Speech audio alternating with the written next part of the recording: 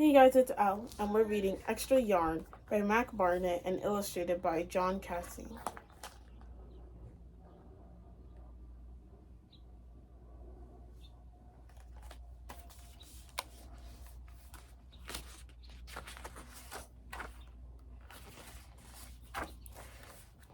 On a cold afternoon in a cold little town, where everywhere you look was either white of snow or black of soot from chimneys, Annabelle found a box filled with yarn of every color.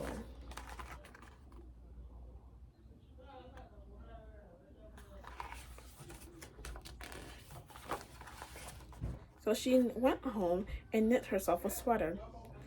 And when Annabelle was done, she had some extra yarn.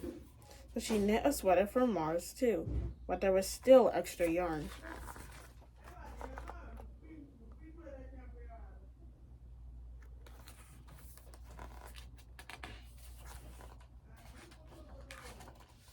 And when Annabelle and Mars went for a walk, Nate pointed and laughed and said, "You two look ridiculous."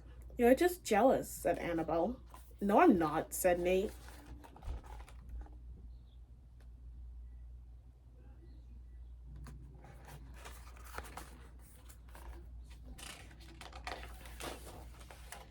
But it turned out he was. And even after she made a sweater for Nate and his dog, and for herself and for Mars, she still had extra yarn.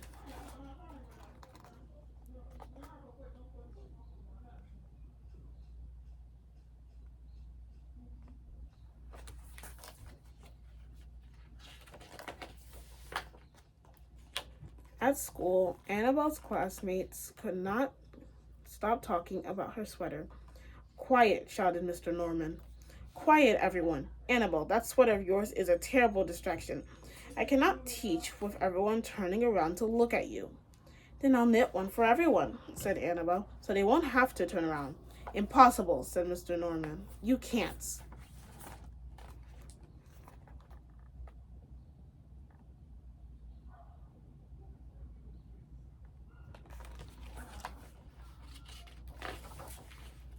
But it turned out she could, and she did, even for Mr. Norman.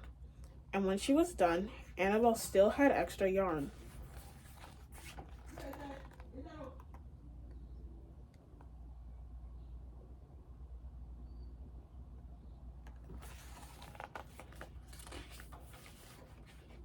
So she knit sweaters for her mom and dad, and for Mr. Pendleton, and for Mrs. Pendleton, and for Dr. Palmer, and for little Louis.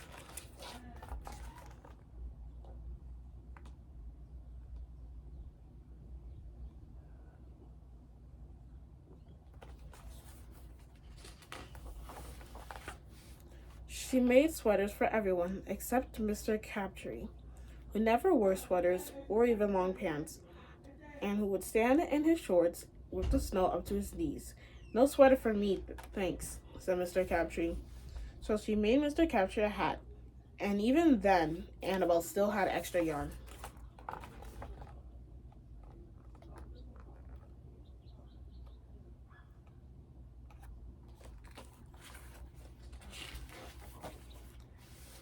She made sweaters for all the dogs and all the cats, and for other animals too. Soon Annabelle would run out of yarn, but it turned out she didn't. So Annabelle made sweaters for things that didn't even wear sweaters.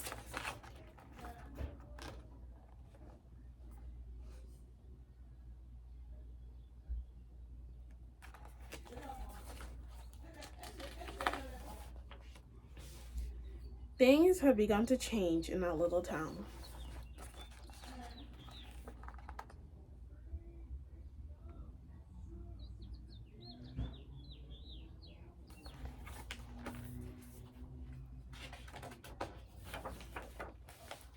News spread about this remarkable girl who never ran out of yarn, and people came to visit from all around the world to see the sweaters and to shake Annabelle's hand.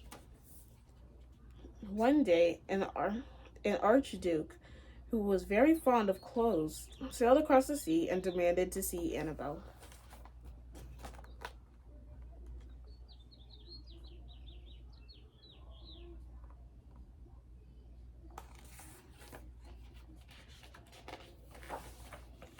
Little girl, said the Archduke, I would like to buy the miraculous box of yarn, and I'm willing to offer you $1 million.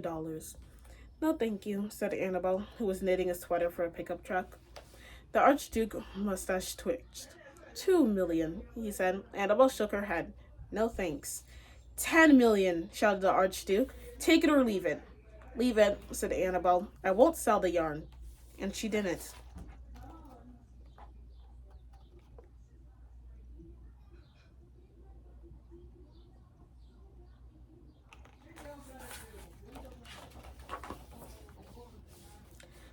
So that night, the Archduke hired 3 robbers to break into Annabel's house, and they stole the box.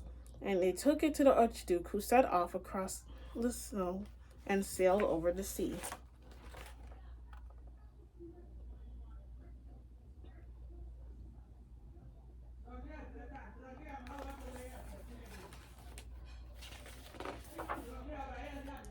Back to his castle.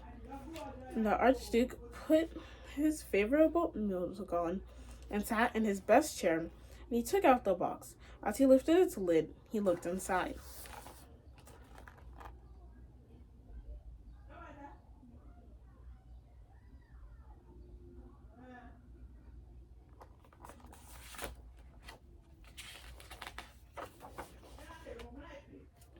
His mustache quivered, it shivered, it trembled. The Archduke hurled the box out the window and shouted, Little girl, I curse you with my family's curse. You will never be happy again.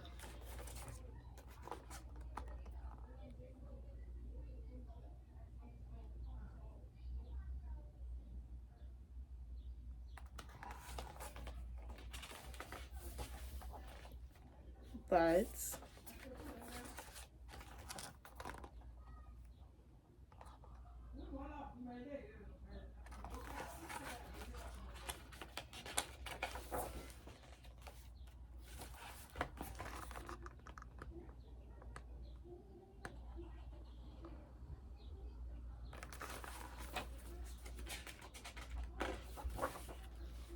it turns out she was.